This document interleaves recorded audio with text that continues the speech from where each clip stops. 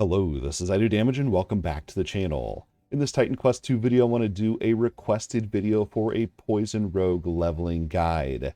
I made a brand new rogue just for this video, notated each level up and what I found to be the most powerful. This has been hand tested up to, I believe I'm level 21 right now on the rogue, completed the campaign.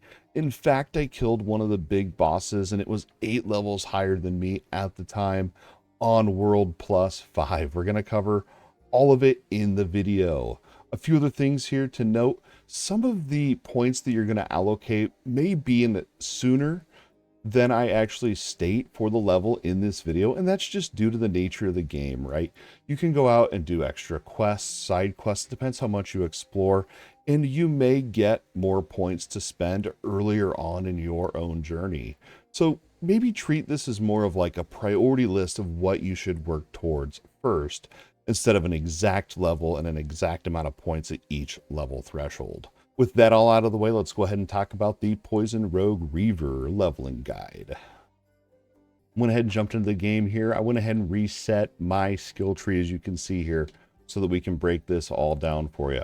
When you very first start out, level 1, you don't think you get any points till level 2, actually. The very first thing you're going to want to do is unlock the flow mechanic. That's over here on your primary attack. You're going to want to level this up, put 2 points in here so that you can get your 1 out of 1 here for gain flow. This is going to give you a 20% chance when you hit a monster to get a stack of flow.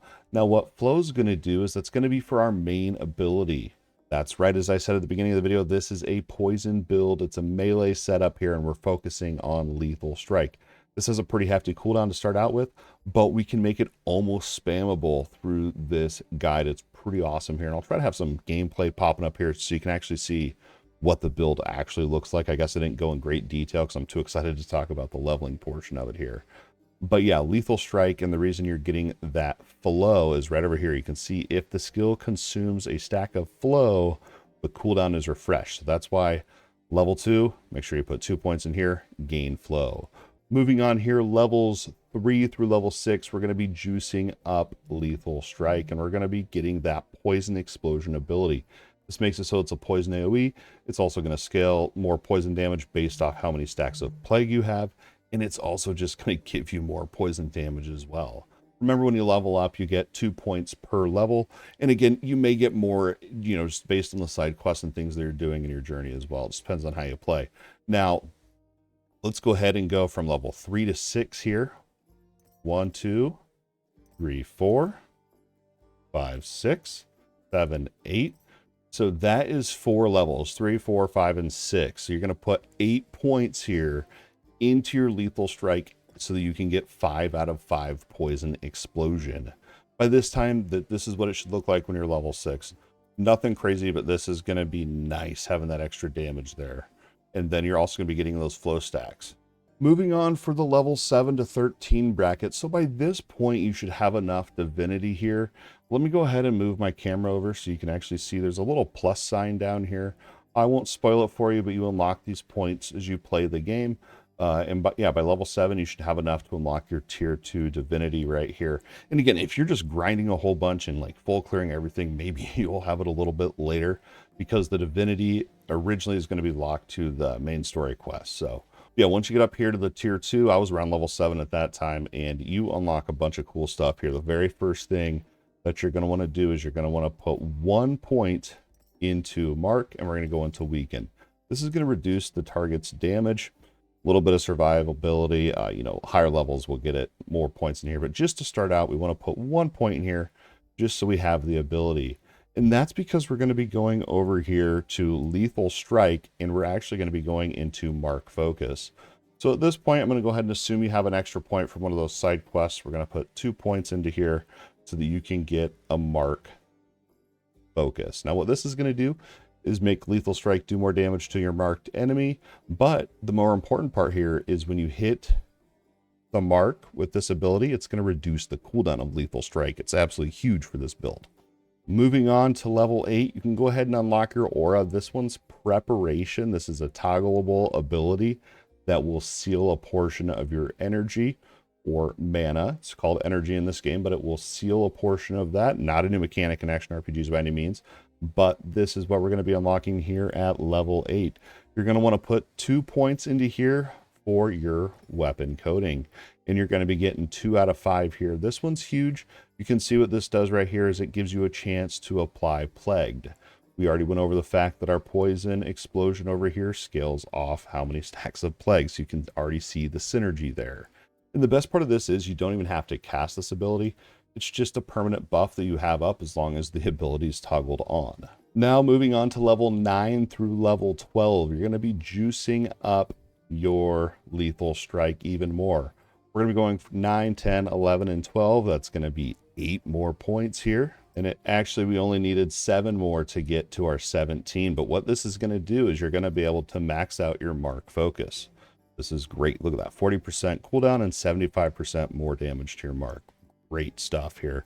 Now, the other part of level 9 that I wanted to point out here is by this time, you should be coming across the main city here called Pyragos Village. Hopefully I said that correctly. You know, you would have gone through your kind of intro island here. You would have gone through this whole area, and it really goes pretty quick. I was about level 9 at this point, though. But the reason I'm pointing it out is when you get here, there's a thing you can interact with called the Ritual Shrine. Now, this is how you change the difficulty of the game.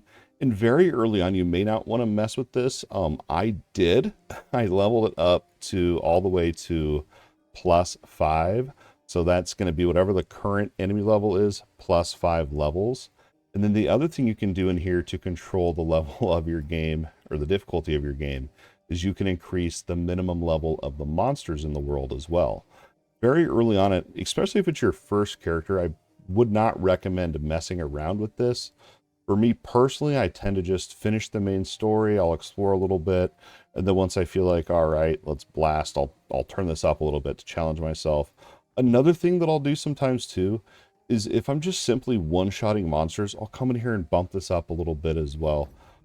Just a kind of way to handle your own difficulty here.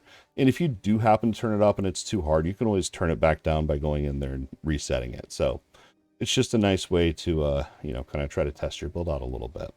So we went over your mark focus from level 9 to level 12. So by this point, you should be level 12. You've maybe messed around with the difficulty here in town.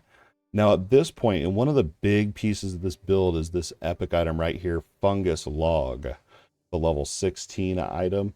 And you can start farming for it even before that. I actually killed this boss. I believe I was level 11. I'll pop up some gameplay here, but first let me show you where it's actually at on the map. So here's your main city hub right here where I'm at.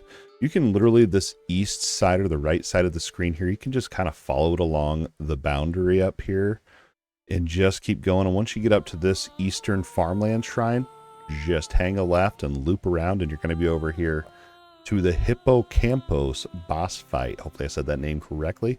I'll go ahead and have some gameplay rolling here. Now, if you can't kill this boss when you are level 11 or whatever, don't be that stressed about it. Just go back and, you know, carry on and come back to this when you're a little bit stronger.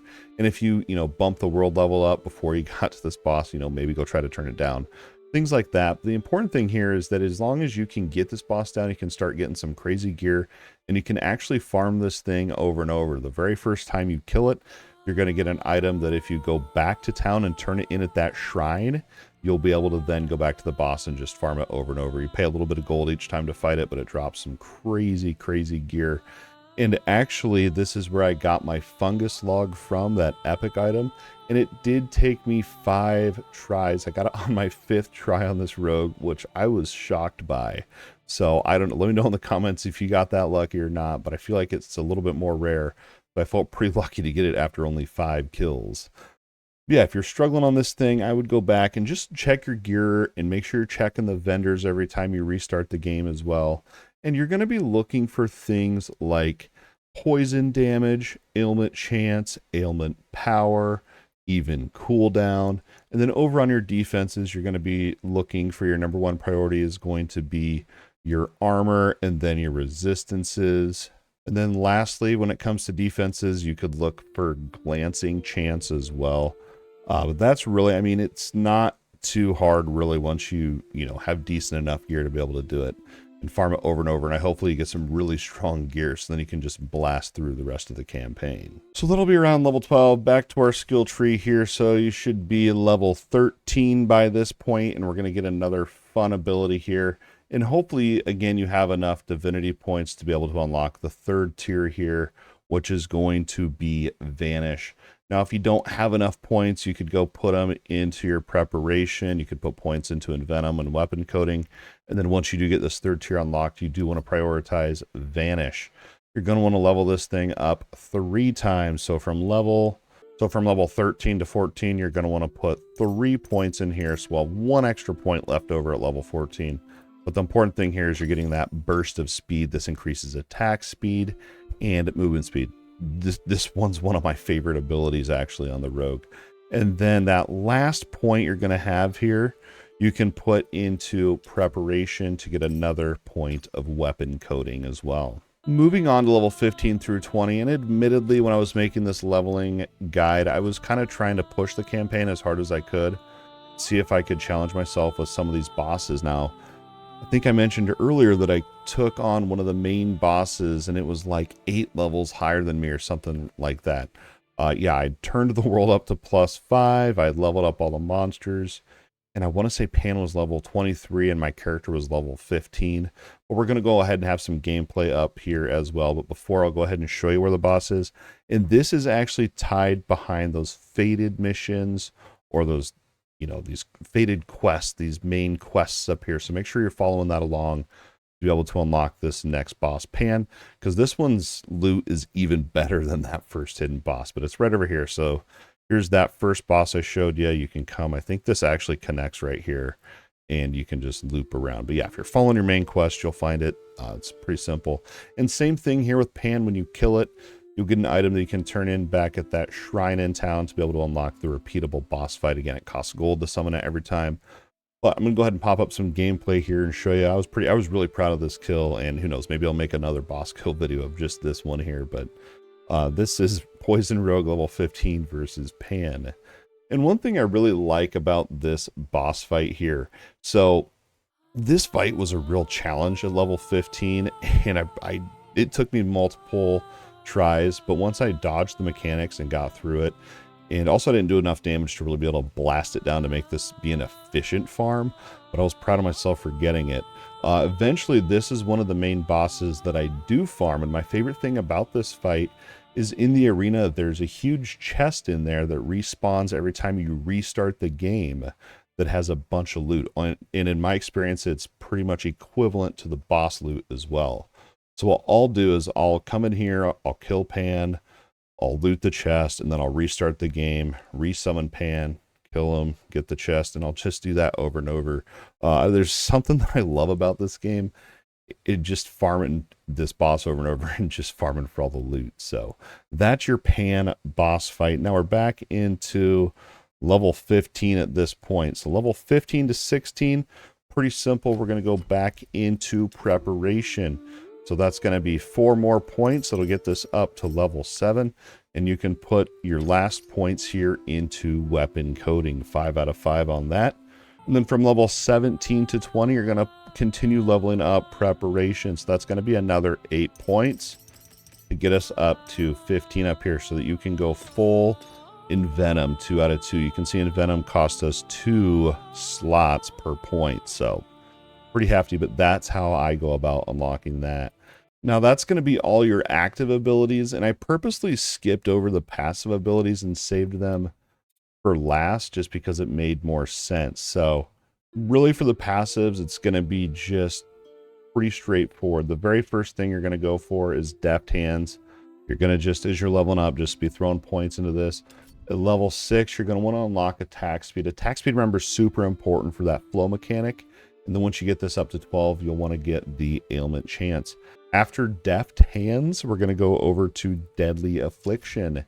This one is a huge part of this build so we can get more stacks of plague on our monsters. This is going to give us 2 more maximum stacks. So if you have that epic weapon, the Fungus log, and this, that's 7 more maximum stacks, and the base stacks for plague is 10. So with these 2 things, you'll be able to get up to 17 stacks of plague to buff up that bonus here of poison explosion. And once you have your 12 points here, the first thing I would recommend grabbing while leveling up is ailment chance. And then when you get to level 12, I would grab ailment amount. After Deadly Affliction, I would go into Toxic Distillation here. And this one's an 8-point passive here. So at 4 points, you can get poison damage. I would grab that first. And then at 8 points, get your Plagued Chance. And this also increases Plague Power as well. And then by that point, you're going to have 4 leftover points on your way to level 20 here.